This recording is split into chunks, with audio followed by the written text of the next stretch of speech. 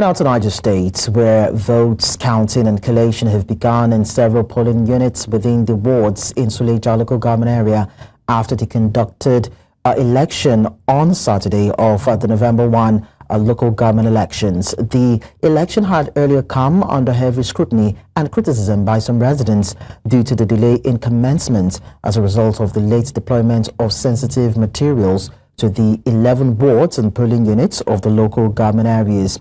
Now, some polling units, however, recorded low voter turnout, with some residents lamenting that they were unable to cast votes because of time constraints.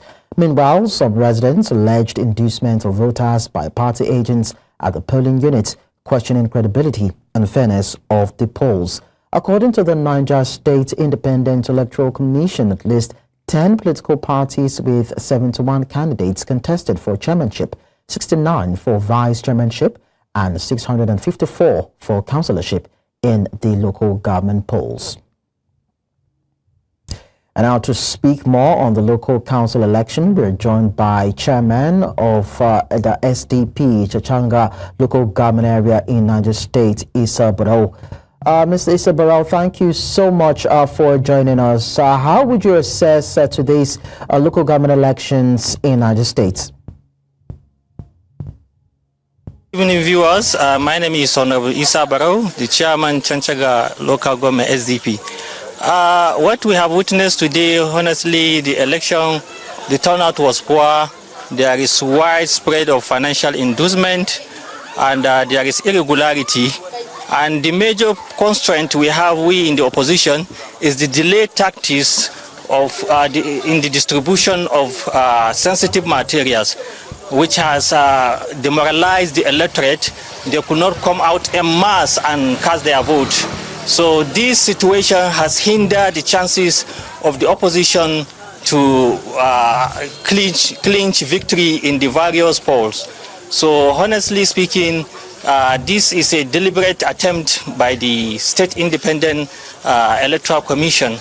And I would like to use this medium to appeal to the National Assembly or to the federal government that the council election should be administered by the Independent National Electoral Commission so that we can have free and fair and credible election. Because what we are seeing is that this election is just like a state government affair.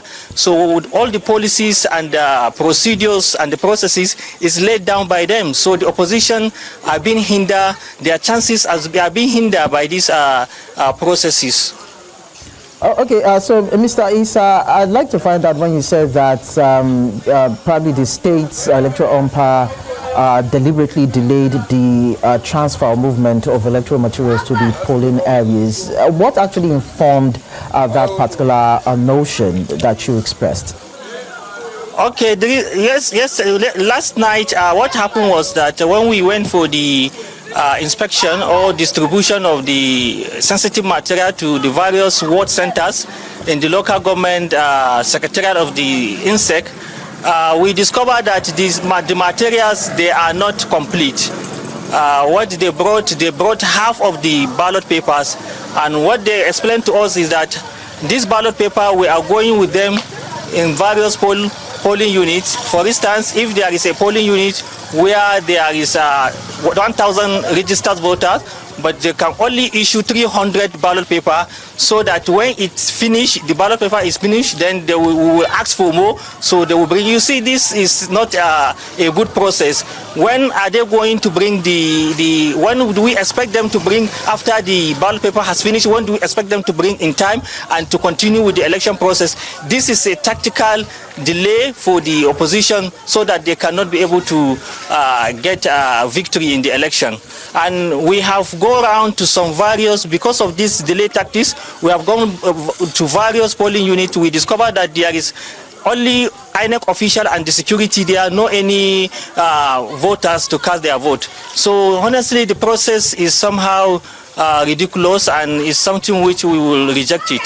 So Isa, did you hold any correspondence with the leadership of RCEC in the state to confirm that statement made by the ground officials as regards the distribution of electoral materials?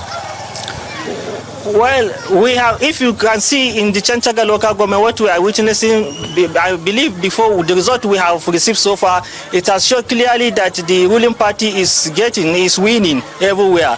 So we are imagining this as an opposition body that, despite the fact that we know that we have a majority support, and this kind of issue can come up and without any necessary action by the INEC and other bodies.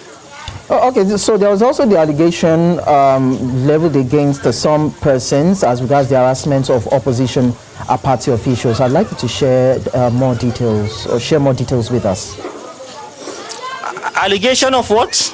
Yes, we heard that there was, according to what we understand, there were allegations of some party officials being harassed by some elements in Chanchaga. So I'd like to find out how true that is, and if you have information for us as regards that. Yes. This event happened last night because we were tear gassed by the security forces.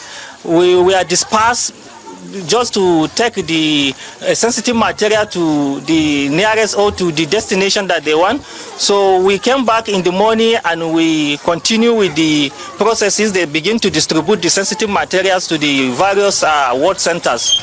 So that was what happened. Right, because we demanded that this the sensitive material must be full before the distribution starts. Okay, that's well noted. Thank you so much, Isa Barau, for sharing this detail with us.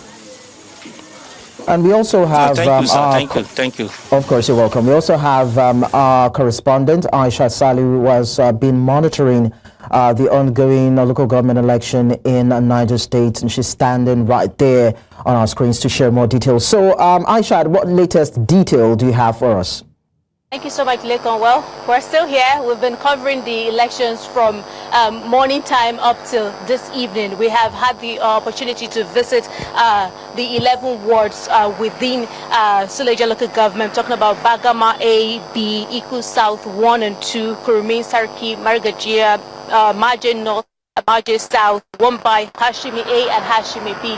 And I would say that one of the major things that we noticed in many of the polling units that we visited and even in the wards are the fact that elections did not start as at the time it was supposed to start. Most of the elections started around past 10, past 11. Some polling units started past 12, even others starting later, past 2.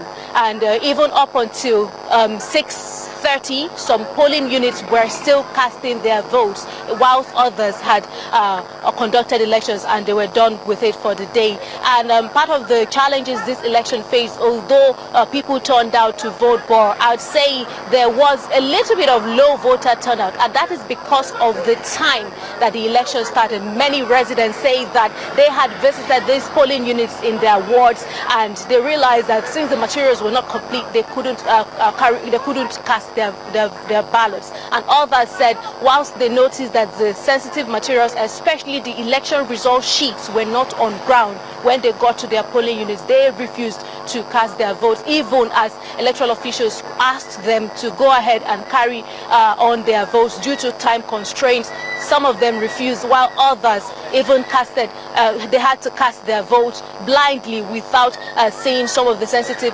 materials on ground. And also there were also allegations by some party agents and also some voters where they say that these elections was characterized by voter inducement, where they say that they saw some party agents luring voters to vote for certain parties, and these are part of the concerns. And then some were even calling on the state Independent Electoral Commission and even up to the federal government that they should see to it that democracy at the grassroots is properly carried out, especially in the areas of election, because if elections in the local governments, especially for chairmanship, vice chairman and also councillor, is not properly conducted, then there is already a problem in that region. Whilst others say the votes were peaceful, some voters actually waited at the polling units to see to it that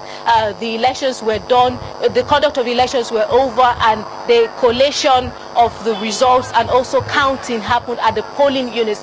We've monitored most of those polling units in some wards, and we also we're actually right now at the local government secretariat, the Suleja Local Government secretariat. Earlier, if you had come to me earlier, you would see some party members, party faithful, which mostly from the ruling party in the state, in the local government. They were chanting, cheering on, and already saying they had the results had been declared in their favor, and we saw security operatives, escorting some of the party officials out of here. These are a part of the issues here, and we have also spoken to people, even those who do not belong to those parties, and they are saying that they have not seen any results being brought to the secretariat, so they don't understand why anyone would start to chant, and they're excited about victory when the elections have not has recorded some irregularities. Okay, thank you so much, Isa Barau. We will continue to track back with you to get more details. It was nice having you detail the situation in Niger State as regards the local government election. Let me quickly talk to Isa Barau at this time and also get your perspective as regards what you have noticed so far in terms of the transmission of the electoral results, the election results, of course, from the polling units down to the secretariats. What were those things that you noticed? Good evening, Lekon. So I'll go straight to the point. So far, at the moment, we understand that collation is currently going on across the different ward collation centers. And of course, tonight it is expected that when that is done, they proceed to the local government collation centers as well. It is expected that it's at that point that we'll start to hear announcement of who the winners are going to be with regards to the local ward council elections. So far, from what we've gathered, it seems like the ruling party in the state, the All Progressives Congress, seems to be leading in Chanchaga Local Government across all wards. That's the situation, that we have at the moment. But with regards to the issues that we noticed during the election, I have it in bullet points, so I'm just going to mention some of them for you. So for today, it's been characterized by late arrival of materials and late commencement of polling. There were also the issue of low voter turnout during the polling, as well as allegations of harassment of opposition party officials in Chanchaga Local Government precisely. Other things that we noticed was the allegation of voter inducement across several other polling units, of course, as well as